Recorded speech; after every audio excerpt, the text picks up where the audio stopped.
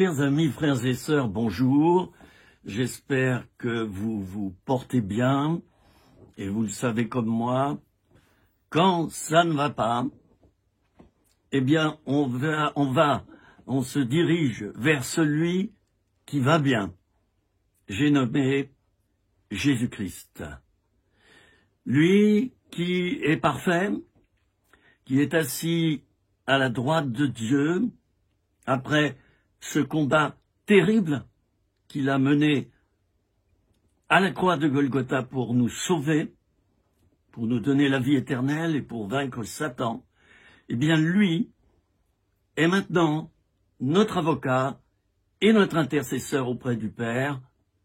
Il est en mesure de nous aider.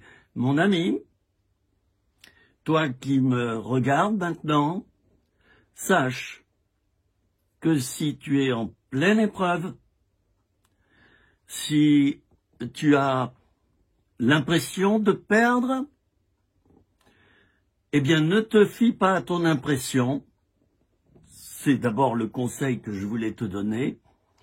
Ne te fie pas à cette impression. Comme disait un grand ami à moi autrefois, le sentiment. Bien souvent, nous nous laissons tromper par nos émotions, mes amis. Bien souvent. Certes, celui qui est hypersensible et qui a beaucoup d'émotions, eh bien, c'est en quelque sorte un cadeau dans sa vie, parce qu'il ressent les choses avant les autres. Ce genre de personnage, et je le compare à une guitare qui a plusieurs cordes, et qui rend plusieurs sons différents. Mais l'ensemble, si le guitariste sait jouer de sa guitare, l'ensemble est agréable à écouter.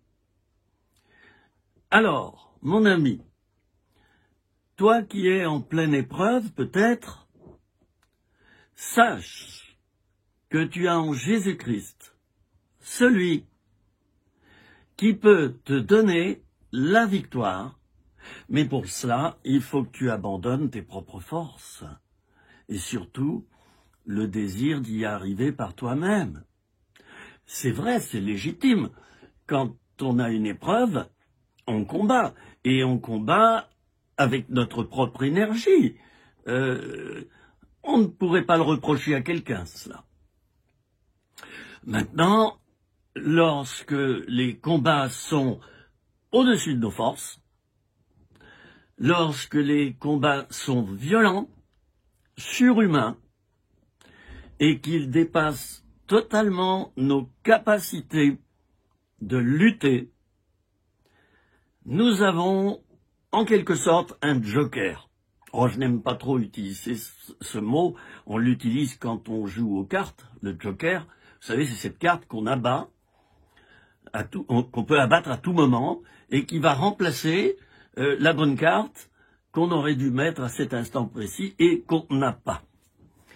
En Jésus-Christ, mon ami, homme ou femme, jeune ou plus âgé, toi qui me regardes, en Jésus-Christ, tu as celui qui peut te donner la victoire, mais pour cela, il faut que tu abandonnes, comme moi, l'orgueil, le désir d'y arriver, par tous les moyens et par tes propres forces. Il faut abandonner cela. Et c'est une lutte quelquefois. Nous sommes par nature des êtres fiers, des êtres un peu orgueilleux, je parle de moi en ce moment-là. Et nous aimons bien montrer aux autres que nous sommes de bons combattants. L'apôtre Pierre était de cette trempe lorsqu'il s'est jeté à l'eau depuis sa barque et qu'il s'est mis à marcher sur l'eau. Eh oui, il voulait épater la galerie. Et puis, il a vu que ça marchait. Bon, je l'ai déjà dit dans une vidéo, il n'était pas tellement courageux puisqu'il a dit à Jésus, qui était non loin de là, dans une autre barque, eh bien, ordonne que je marche sur l'eau pour te rejoindre. Il n'a pas voulu en prendre la responsabilité, il n'a pas voulu prendre la décision lui-même. Si c'est vraiment toi, dit-il à Jésus, ordonne-toi que je marche sur l'eau. Et oui, mais Pierre s'appuyait sur ses propres forces. Et lui, tout marin qu'il était, tout professionnel de la pêche qu'il était, a vu une brise se lever, puis une légère tempête, et voilà que monsieur se met à enfoncer dans l'eau. Lui, le spécialiste de la mer, enfin, de l'eau, de la pêche, lui, le spécialiste, le grand spécialiste, se met à enfoncer. Alors toi, tu es peut-être responsable spirituel, mon ami. Peut-être tu as mené de grands combats, comme Josué, il avait pris la ville de Jéricho. Et puis, il s'est mis à prendre la ville d'Aï, à la suite. Autant il a gagné et il a pris Jéricho, autant la défaite a été cuisante pour prendre la ville d'Aï, parce que Josué n'a pas consulté l'Éternel. Mon ami, tu es peut-être dans des combats, je viens de le dire à l'instant, dans des combats difficiles, qui t'ont épuisé. Tu n'as plus d'énergie. Tu n'as plus d'espérance. Tu es découragé, tu en as marre de tout. Tu as payé le prix du combat. Mais tu es éreinté. Tu n'en peux plus. Alors cette vidéo est pour toi. Et elle est aussi pour la France, mon beau pays de France. Oui, cette vidéo nous parle aussi du grand combat spirituel qu'il y a en ce moment sur notre pays, la France. Nous sommes quelques semaines avant les élections présidentielles de 2022. Je n'ai jamais vu autant de combats dans cette préparation aux élections que pendant cette période. Oh, j'ai connu le septennat, les différents mandats de Charles de Gaulle, je l'ai croisé en chair et en os. J'ai croisé aussi Valéry Giscard d'Estaing. Enfin, je ne dis pas ça pour me vanter, mais il se trouve que, eh bien, j'en ai vu des présidents de la République se relayer à la tête du pays France. Chers amis, la France est en train de se saborder. Nous pourrions croire que c'est à cause de tel ou tel président. Eh bien, moi, je pense différemment, voyez-vous. Je pense que c'est à cause de nous, c'est à cause de moi. Parce que nous n'avons pas su bien voter. Nous, les Français, avons le président que nous méritons, je l'ai déjà dit dans mes précédentes vidéos. C'est important le discernement. Et c'est important aussi, je le rappelle ici, de vivre dans la repentance. Oh, c'est bien de proclamer la victoire sur notre pays, de jeûner, de prier, c'est bien. De le faire aussi en assemblée, en famille, ou tout seul dans sa prière personnelle. Oui, c'est bien. Mais nous oublions la base. Et la base nécessaire pour toucher le cœur de Dieu, c'est la confession de nos péchés personnels et communautaires. C'est cela la base. Vous connaissez tous ce verset qui dit « Confessez vos péchés les uns aux autres et vous serez guéris ». La France a besoin de guérison. La France a besoin d'une nouvelle personne à l'Élysée, et puis à Matignon, etc., etc. Mais cette personne sera nommée parce qu'elle sera le fruit de notre repentance par rapport à notre beau pays. Ce sont nos péchés souvent qui font obstacle pour que nous recevions le bon ou la bonne présidente. Ce sont nos péchés qui nous empêchent de toucher le cœur de Dieu. Et je vous invite donc, et je le redis, je ne fais que le redire et je le redirai pendant ces 2 prochains mois, je vous invite donc à passer du temps dans la repentance. C'est bien beau de désigner les péchés des autres, pardon, les péchés de nos gouvernants. Mais il s'agit là de désigner d'abord nos propres péchés à nous, mes propres péchés à moi. Et voyez-vous, avant d'enregistrer cette vidéo, j'ai passé du temps dans la repentance. J'ai demandé pardon à Dieu pour mes propres péchés qui me disqualifient. J'ai reçu le pardon de Dieu. Le sang de Jésus m'a purifié de tout péché et je suis devenu capable maintenant d'affronter Goliath. J'en viens au thème de ma vidéo de ce jour.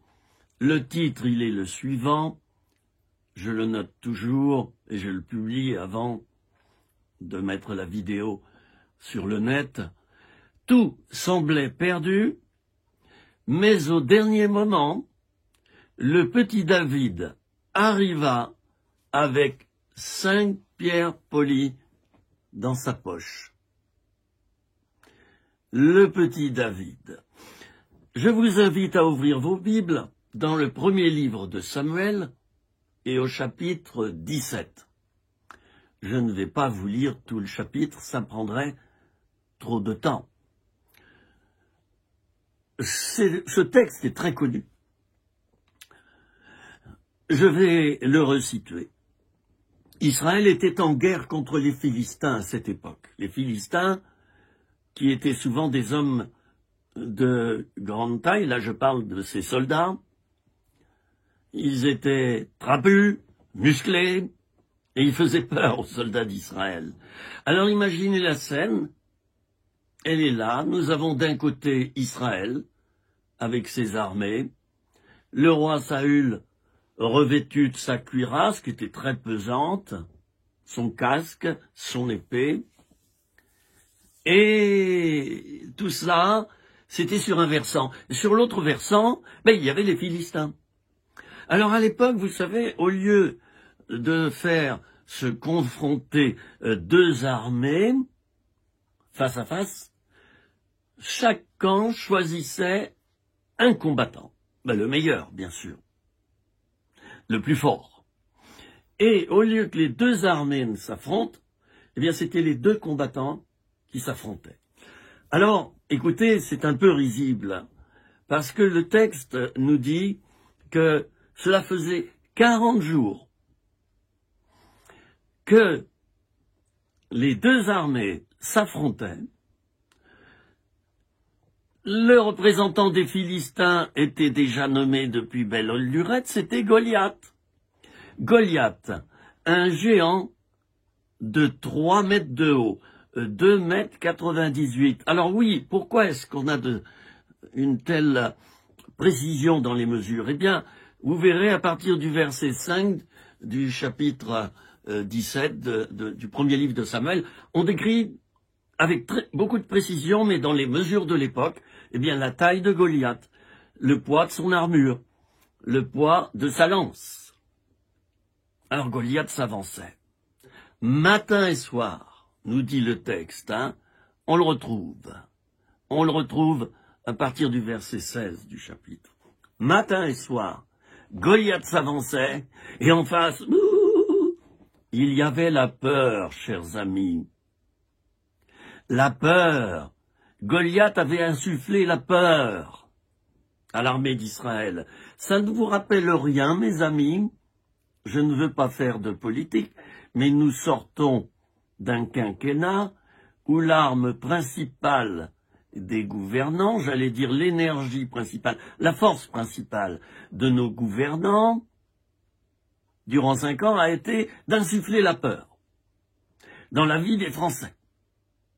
Soumettez-vous à nous, nous sommes les grands sauveteurs de la France, et si vous ne vous soumettez pas, nous vous accablerons d'amendes, de mesures répressives, de mesures humiliantes et d'embêtements. Je reste poli, je n'utilise pas les propos du président de la République, ceux qu'il a proférés avec une malédiction contre 10 millions de Français.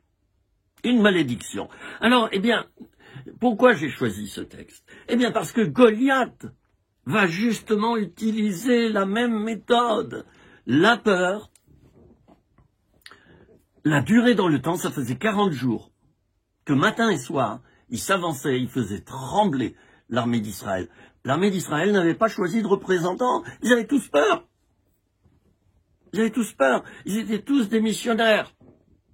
Et donc ils se soumettaient à l'armée d'en face. On a exigé de nous la soumission pendant ces 5 dernières années. Et voyez-vous, le peuple commence à se révolter. Nous avons vécu 5 années très chargées. 5 années où les Français ont beaucoup souffert. Beaucoup. Terriblement. Bon, certes, il y a eu une crise sanitaire. Mais les mesures sanitaires employées par le gouvernement ont été bien au-delà de ce qu'il aurait fallu faire. On a profité de cette crise pour insuffler la peur. Et je m'arrête là, parce que ma vidéo n'est pas politique. Cependant, je ne peux pas m'empêcher, en tant que pasteur, et connaissant assez bien les textes bibliques, de faire le rapprochement avec cet affrontement des Philistins, représentés par Goliath, qui combattent l'armée d'Israël. Il n'y avait personne, il n'y avait pas de volontaire pour affronter le grand Goliath, 3 mètres de haut. Oh, j'ai noté le poids de son armure. 57 kilos, mes amis. C'est pas mal, hein? 57 kilos. Et la lance qu'il avait derrière son dos, hein, attachée à son dos, pesait 6,8 kg à peu près. Allez, on va dire 7 kilos. Et cet homme, lorsqu'il marchait, ses pieds frappaient le sol et faisaient trembler le sol. Boum, boum, boum. C'était terrible. Israël ne savait pas comment s'en sortir. Et voilà que un jeune homme nommé David, qui avait 7 frères, eh bien ce jeune homme, qui demeurait dans les champs, il était berger, il gardait les troupeaux, eh bien ce jeune homme est appelé à la même période par son père Isaïe, qui va lui dire: mon fils, bon, tu es encore un tout jeune homme, mais tu sauras me faire ça. J'ai un service à te demander. Eh bien, voici 10 fromages et 10 pains que tu vas porter, mais dépêche-toi, tu vas les porter à tes frères qui sont en plein combat contre l'armée des Philistins. Alors, allez, rends-moi ce service, tu y vas maintenant. Le jeune homme, tout jeune homme, je ne sais pas quel âge il avait, 16 ans. Les textes ne nous disent pas son âge. On sait simplement qu'il était beau, il avait une belle figure et il était un blondinet, un blondin. Hein? Le petit David, le petit berger, court, il transporte son chargement, il arrive vers ses frères, qui commencent à se moquer de lui. Mais qu'est-ce que c'est que ça? Alors oui, il y a un de ses frangins qui est là. Bon, j'ai oublié son nom, je regarde dans ma Bible, c'était Eliab. Eliab, son frère aîné. Eliab voit David arriver, il était jaloux de son frère, les autres aussi d'ailleurs. Tiens, ça me rappelle l'épisode de Joseph. Hein? Ah oui, Joseph, fils de Jacob. ses frangins étaient jaloux. S'il y a parmi vous qui me regardez quelqu'un qui fait l'objet de la jalousie de ses frères et sœurs, eh bien, inspirez-vous de la Bible. Dieu a toujours été du côté du frangin rejeté. Toujours, absolument toujours. Certes, il y a eu des combats. Celui qui a été rejeté, qui a été victime de jalousie, il a beaucoup souffert. Mais au bout d'un moment, c'est lui qui a triomphé sur ses frères et ses sœurs, qui lui en voulaient. Je dis cela au passage. Moi, j'ai vécu cela dans ma vie personnelle. Et j'ai pris les bonnes décisions qui s'imposaient par rapport à ces difficultés. Prends toi aussi les bonnes décisions. Ta fratrie, elle a le même sang que toi. Mais quelquefois, si elle devient méchante, jalouse, si elle devient odieuse avec toi, une séparation s'impose. Ce qui ne veut pas dire que tu vas te mettre à haïr tes frères et sœurs, mais une séparation s'impose. Tu ne peux pas rester toute ta vie à subir les humiliations, à subir les méchancetés de ta fratrie. Alors, sépare-toi pendant un temps ou définitivement. Parce que c'est intenable d'avoir sans arrêt une fratrie qui t'insulte, qui te domine, qui t'humilie, qui te traite de petit. Il faut que tu prennes les bonnes décisions. Je ferme ma parenthèse, chers amis, que je suis content que nous soyons ensemble au travers de cette vidéo. Pour la plupart, je ne vous connais pas. Je prie que le Seigneur vous touche maintenant au travers de cet enseignement. Je prie que le Seigneur te touche, toi, mon ami, qui est juste derrière, là, derrière ton écran ou ton téléphone portable. Je prie, c'est la prière de mon cœur, que le Seigneur te touche en cet instant. Il a vu tes besoins, il a vu tes souffrances. Dieu a vu dans ton cœur et il se prépare à y répondre. Tu verras que dans ce texte que nous lisons, c'est au dernier moment, après 40 jours, que Dieu est intervenu. Mais pendant 40 jours, il ne s'est rien passé. Peut-être que toi, ça fait longtemps que tu luttes. Dieu a vu tes souffrances. Et si tu restes fidèle en t'attachant au Seigneur, tu verras de tes yeux la victoire. Tu la verras, cette victoire. Et moi, je te l'annonce à l'avance. Mais patiente, il est dit dans la parole de Dieu, celui qui persévérera jusqu'au bout sera sauvé. Celui qui persévérera jusqu'au bout. Persévérer, c'est déjà y aller fort, hein, et crapahuter pour avoir la victoire. Mais persévérer jusqu'au bout, ça exprime quoi? La notion de durée. Celui qui persévère, c'est bien. Mais celui qui persévère dans le temps, c'est mieux. Et voyez-vous, c'est là où nous avons beaucoup à apprendre. J'ai tellement à apprendre. Quelquefois, je baisse mes bras. Je baisse mes bras. Et c'est pas bien. Et le Seigneur, quelquefois, me dit, Philippe, hein, je t'aime. Mais oh, tu as baissé les bras, là. C'est pas bien. Je me prépare à te donner la victoire. Et je te fais attendre pour te montrer que c'est moi qui vais te la donner. Comme ça, tu vas pas t'enorgueillir. Chers amis, je vous invite vraiment à relever le défi. Et il vous faut la patience. Il nous faut la patience. Alors, on va se remettre dans le combat, là. 2 versants, Goliath qui s'avance pendant 40 jours, matin et soir, qui menace l'armée d'Israël. Lisez vous-même les versets, d'accord? Goliath s'avance, il injurie l'armée d'Israël, il les maudit, voyez-vous, 40 multiplié par 2, 80 malédictions se sont abattues sur le peuple d'Israël. Ça en fait pas qu'un peu, hein. Cette année 2022, on a été maudits. Maudits. Vous savez bien par qui.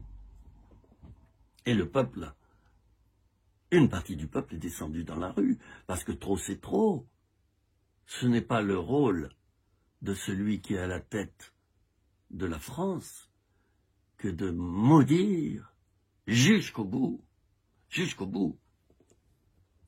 une partie du peuple. Non, ce n'est pas mettable, chers amis. Dans cette vidéo, je vous invite à combattre spirituellement. Pas de violence, pas de colibé, pas d'injures, comme a fait quelqu'un qui dirige le pays, pas d'injures. De la bonté, mais de la fermeté, et surtout, nous allons payer le prix dans la prière, car je crois qu'un vent nouveau va souffler sur notre pays France, et je crois qu'un esprit de paix va l'envahir, je crois que l'unité va revenir, je crois que Dieu va faire un miracle pour mon pays. Mais c'est d'abord à genoux que nous allons susciter ce miracle, chers amis. Voilà le secret, à genoux. Pas par la force, pas par l'épée, pas par la violence. Non, à genoux. Et c'est le but de cette vidéo. C'est d'annoncer un règne de paix. Un règne nouveau sur la France, qui viendra au travers du choix d'un autre candidat. Et j'ai le droit de le dire, puisque nous sommes en pleine période d'élection. Bon, je reviens à mon texte. Goliath s'avance. Le petit David distribue les fromages, les pains, il les donne, allez, eh bien, restaurez-vous. Et puis, il dit, mais qu'est-ce qui se passe là? David dit, qu'est-ce qui se passe? Alors on lui explique. Et il y a David qui discute avec son frère, et il dit quoi? Il a insulté le Dieu vivant d'Israël, ce Goliath, ces Philistins, qui sont-ils? Mais moi, je vais les mettre en déroute. Je vais relever le défi. Ça va pas se passer comme ça.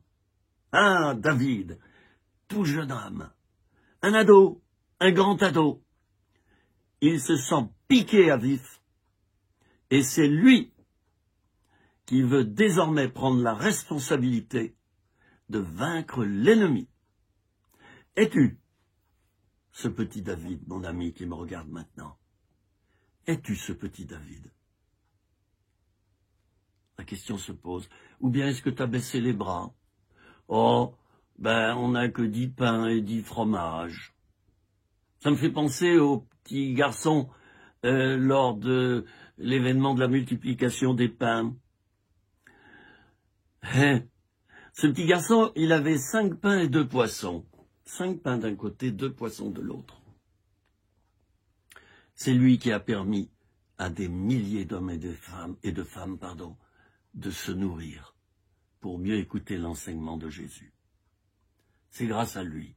Eh bien, le petit David, qui arrive avec seulement 5 pierres polies dans sa poche. Il avait sa fronde et 5 pierres polies, des pierres qu'il avait choisies. Elles s'étaient peut-être polies dans le ruisseau. Vous savez, l'eau, quelquefois, ça fait tourner les cailloux du torrent, les pierres, et puis ça les polit à force. David n'avait que cela. Il avait sa foi. Premièrement, sa foi. Il avait la certitude de vaincre. Et mes amis, si vous n'avez pas cette certitude, il vous manque l'essentiel. Moi, j'ai la certitude que dans cette campagne de prière que nous avons lancée, dans cette période d'élection, la victoire sera donnée à notre pays pour qu'il aille mieux, pour qu'il soit plus équilibré, pour qu'il traverse une période de croissance et de bénédiction. Oui, ça sera la bénédiction en France, et pas la malédiction comme nous venons de voir, de nos yeux. Ça vient pas de moi, ce que je viens de dire, mais de quelqu'un qui est à la tête du pays et qui a maudit une partie de son peuple. C'est grave. C'est très grave. Mais nous bénissons, bien sûr. Nous n'allons pas répondre par le même état d'esprit. Bien alors, David, il a s'agi de Pierre, le texte nous le dit, il a s'agi de Pierre. Ben oui, il avait l'habitude de mettre dedans peut-être une bête qu'il avait tuée, il se nourrissait avec, voilà, c'était un chasseur, David. Et surtout, il avait un esprit de combat à l'intérieur de lui. Il avait une autorité spirituelle, mes amis. Et ça, c'est essentiel dans les temps qui courent, d'avoir l'autorité spirituelle dans le pays, mais dans la repentance. C'est-à-dire, Seigneur, nous avons fait ce qui est mal à tes yeux. J'ai fait ce qui est mal à tes yeux et je t'en demande pardon. Et maintenant, je suis purifié par ton sang. Eh bien, je m'avance dans le combat spirituel et je vais vaincre Goliath. Le roi Saül qui était présent, ça faisait 40 jours qu'il était là, puis qu'il attendait. Il entend parler des propos de David, il le fait appeler, et il dit, alors David, qui es-tu? Ben, alors David lui explique. Et puis, le roi le décourage. D'ailleurs, le frère Eliab, son frère Eliab l'avait découragé également. Je lui ai dit, mais t'es pas un peu fou, quoi? T'es un peu mataf, hein? Bon, alors, le roi lui dit, bah voyons, David, t'es un petit garçon, t'es un ado, hein, ici, on fait du sérieux. David regarde le roi Saül, ne se laisse pas impressionner. Il va dire ceci, laisse-moi aller combattre contre Goliath, et moi, je donne la victoire au peuple d'Israël. Saül est tout content. Il se dit, bon, on va voir. On va voir. Il n'y croit pas, au fond. Hein. Il n'y croit pas, personne n'y croit. Personne n'y croit. Comme en ce moment en France. Personne ne croit dans la délivrance. Tout le monde se dit, les dés sont jetés déjà. Moi, je pense que non. Je pense que non. Je vois beaucoup de chrétiens autour de moi qui disent, bon, ben voilà, on sait qui dirigera le pays. Hein, c'est déjà fait. Moi, je dis que non. La différence, c'est que nous sommes là pour combattre spirituellement et que nous pouvons changer la donne. Moi, je le crois. Je prie tous les jours pour ça. J'ai à cœur ma France chérie et vous. Et je ferai tout pour que il lui arrive du bien à la France, pour qu'elle se relève parce qu'elle est à terre en ce moment. Elle est à terre, pas seulement au niveau économique. Le moral des Français est à zéro. J'aurais bien aimé qu'il y ait un sondage à ce sujet-là. Il n'y en aura pas. Le plus grave, c'est cela. On a démoralisé le peuple. Le peuple est devenu soumis et désespéré. C'est pas comme ça qu'on gouverne la France, en provoquant le désespoir dans les rangs et la soumission. C'est pas comme ça qu'on dirige. Quand Jésus nous a montré comment présider, il s'est assis devant ses disciples, il s'est mis à genoux et il a lavé les pieds de ses disciples. Il a montré un autre style de gouvernance. Notre Jésus chéri, le Fils de Dieu, celui en qui je crois, celui à qui j'ai donné ma vie à l'âge de 20 ans, je vais en avoir 70, je dis ça pour les Suisses au passage, je vais en avoir 70, eh bien ça fait 50 ans que j'ai donné ma vie au Seigneur. Je ne regrette rien, rien du tout. J'ai fait le bon choix et je continuerai jusqu'au bout avec le Seigneur. Et je vous invite à faire pareil, mes amis. Même si vous avez péché, même si vous avez fait de grandes erreurs, j'ai fait cela aussi. Ce n'est pas une raison pour abandonner. Parce que le péché, eh bien, ça se confesse. Et on obtient le pardon des péchés. Et la justice de Dieu vient sur nous. Les échecs, eh bien, ils sont là pour nous apprendre à ne plus les recommencer. Et à réfléchir pour adopter de meilleures méthodes. Et voilà, le roi Saül qui dit au petit David, allez, mets mon armure. Bah oui, elle faisait peut-être 30 kilos, celle-là. Alors David met l'armure, il prend l'épée de Saül, il essaie de faire un pas, il peut même pas faire un seul pas. Il peut même pas faire un seul pas. Peut-être comme toi en ce moment. Tu peux plus faire un pas. T'en as marre de tout.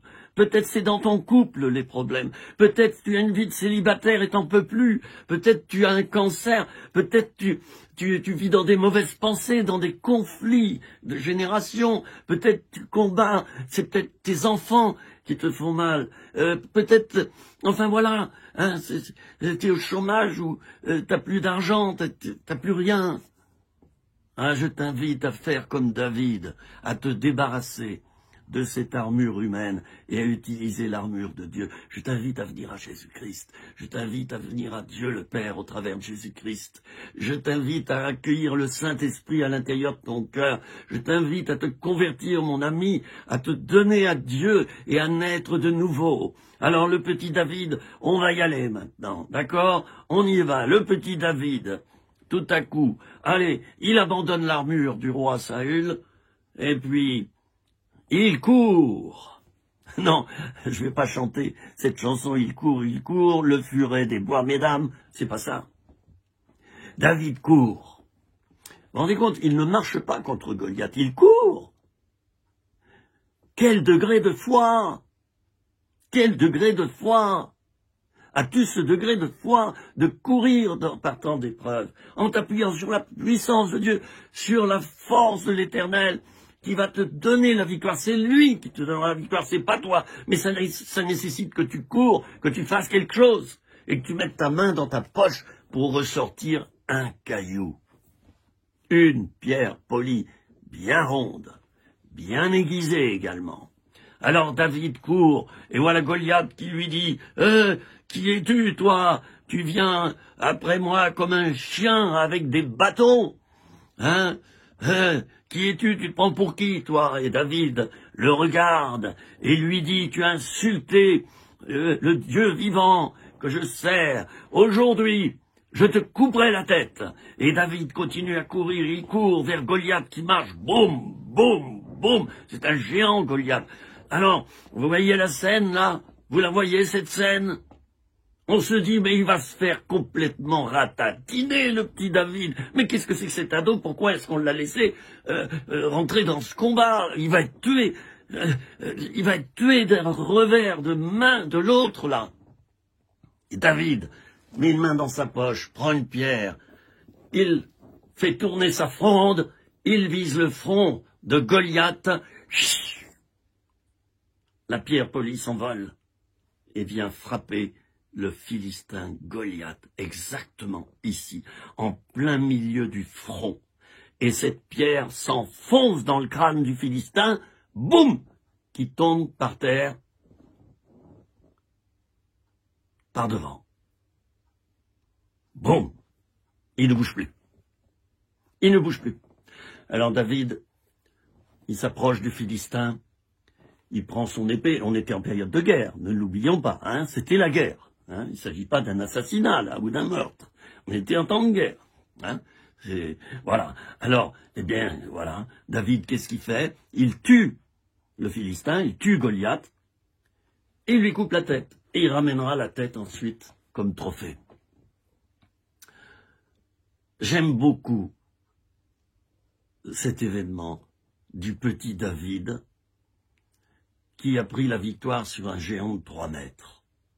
Je rappelle que la cuirasse de Goliath pesait 57 kilos et qu'il avait donc une lance qui pesait 7 kilos.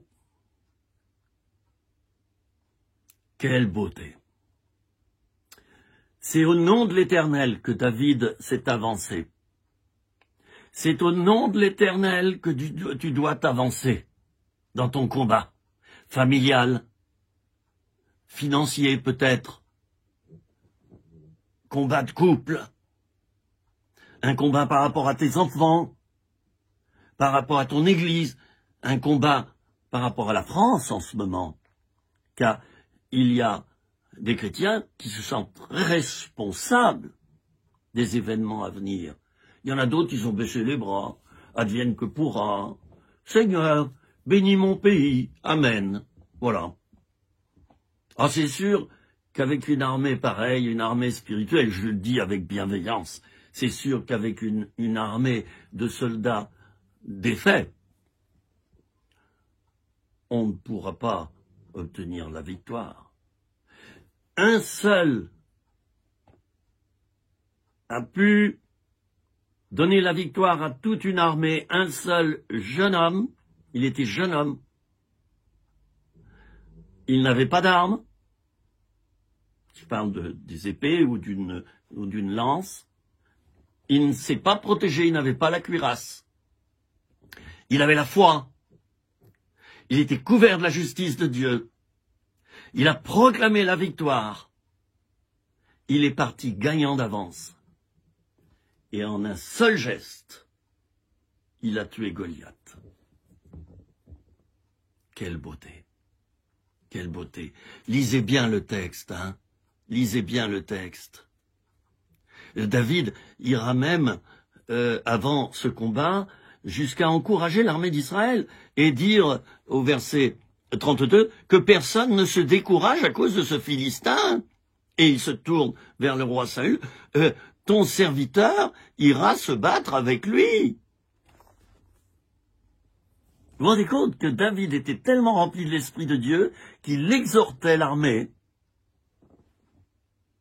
à ne pas se décourager. Mon ami, et je vais conclure maintenant,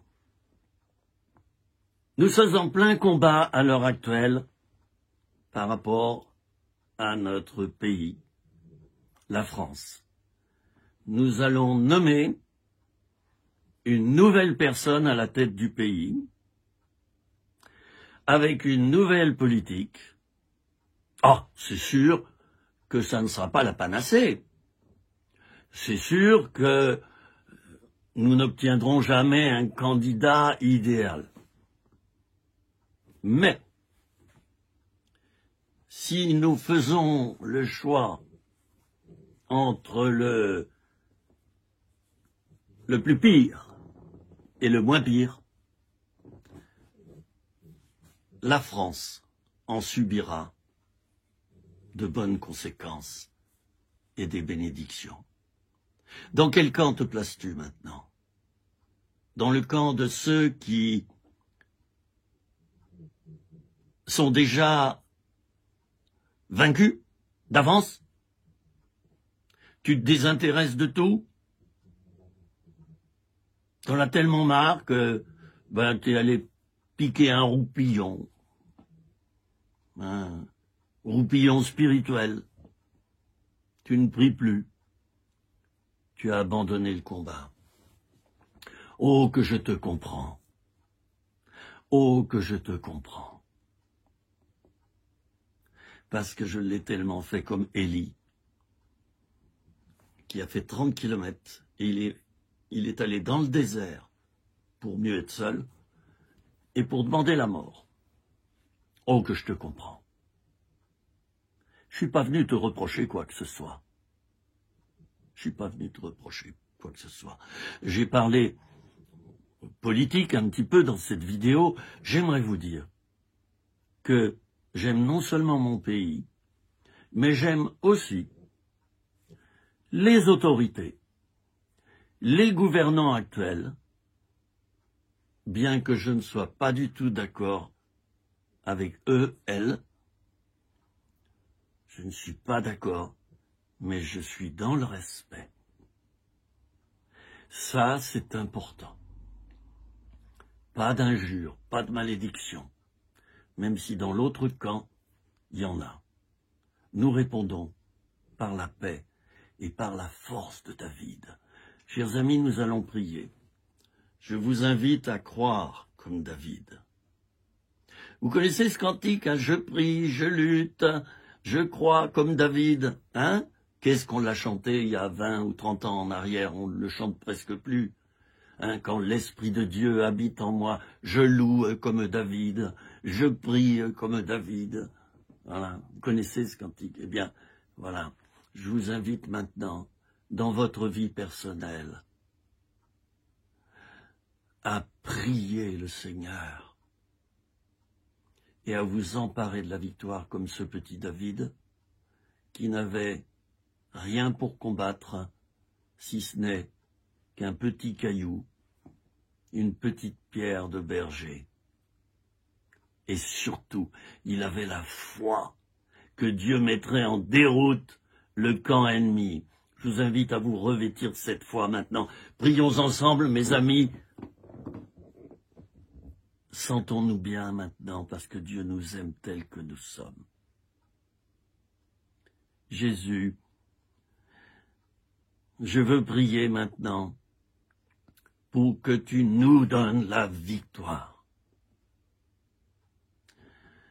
Par ta force, par ton onction, par ton esprit, par ta puissance. Je veux prier, Seigneur, pour que tu nous donnes la force et que nous puissions vaincre dans nos combats personnels, familiaux, spirituels, dans nos combats peut-être là, au sujet de notre santé ou de conflits. Seigneur, tu nous donnes la victoire, nous voulons te choisir. Toi, le Dieu éternel et 3 fois saint, comme étant celui qui va nous donner la victoire, eh bien, merci Seigneur. Nous nous emparons maintenant et n'hésitez pas à faire ce geste, hein. Voilà, comme si vous preniez la victoire. C'est important aussi, le geste. Nous prenons maintenant cette victoire. Comme le petit David a pris ce caillou dans sa poche, nous prenons maintenant la victoire. Nous proclamons aussi sur notre pays une ère nouvelle, une ère meilleure, avec la personne que tu auras choisie, toi, pour mieux diriger ce pays. J'ai prié au nom de Jésus. Amen. Voilà mes amis. Vous avez vu ici, c'est un Touareg. Moi, je suis allé dans le désert. J'ai écrit un livre sur les déserts, d'ailleurs. C'est un Touareg. Hein? On les appelle les hommes en bleu. J'en ai rencontré, j'ai discuté avec eux. Ce sont des hommes qui sont habitués au silence. Et vous voyez-vous, ils portent un voile même sur la bouche. Ils ne se découvrent jamais. Ils ont appris à se taire pour mieux écouter. Et ça a une signification, bien sûr. Vous avez vu, il y a un chameau là, ici, là. J'ai plein de chameaux chez moi. Bon, j'en suis pas un, mais j'ai plein de chameaux. Puis là, vous avez vu, il y a mon chapeau. Hein. Il y a mon chapeau que j'ai acheté, il y a peut-être 10 ans en arrière, sur un marché d'une ville dont je tairai le nom. Voilà, je vous dis à bientôt, mes amis. Continuez dans l'esprit de victoire de David. D'accord, c'est promis. Voilà la décision, tu dois la tenir. Tu viens de le faire maintenant, il va falloir que tu continues et que tu persévères. Voilà, merci de m'avoir écouté. Merci de votre amour. Merci de vos prières envers moi aussi. J'enregistre chaque lundi une vidéo pour vous. Merci de prier pour moi. Je demande la prière, humblement. Je demande la prière, le soutien de votre prière. Hein? Merci, merci beaucoup. Je vous embrasse, je vous aime. Vous ne pouvez pas savoir comme je vous aime. Hein? C'est fort. C'est l'amour de Dieu. À bientôt et soyez bénis de la bénédiction de l'Éternel qui enrichit.